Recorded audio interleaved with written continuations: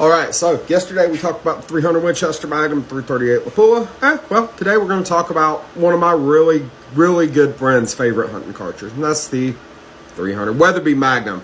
It was developed in 1944. Not a good time to be developing new bullets. I mean, U.S. had kind of other stuff on their mind.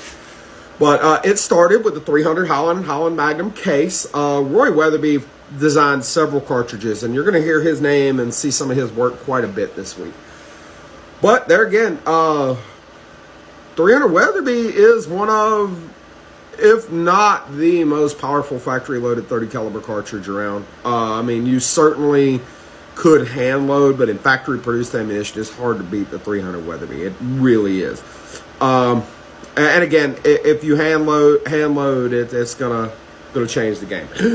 300 Weatherby is a very high pressure cartridge, like most of the Weatherby Magnums. So if you get your higher pressure, it's going to, if you load, like say a 300 Remington Ultra Mag and a 300 Weatherby Mag at the same pressures, you're probably going to end up with 300 Weatherby Magnum on top.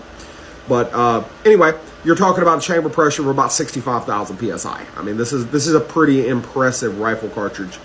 Like most 30 caliber bullets are going to run between 150 and 220 grains in weight. 150 grain bullets step at about 35 and a half, with about 4,200 pound, 4,150, 4,200 pound feet of energy. 165 stepping at about 3,400, with about 4,200 pound feet of energy. 180 grains, 3,250, which again, I could get that out of my 300 Win Mag, but that wasn't it. It wasn't the smartest thing to do. 300 Weatherby factory loaded ammunition will do that all day long.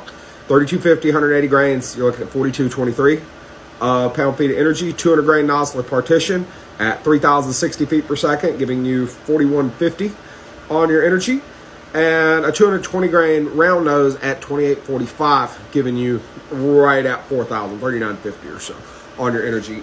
With this, I wouldn't, like me personally, with big high velocity cartridges, I'm not the biggest fan of using conventional round nose or flat nosed ammunition. I understand it cuts a larger wound channel than the more slippery Spitzer type bullets. But if you've got all that pressure and you've got all that velocity and accuracy potential, it makes sense to me to use the most accurate type of bullet you can, which yet again, this is another reason why I'm a big fan of match bullets in bolt action rifles especially.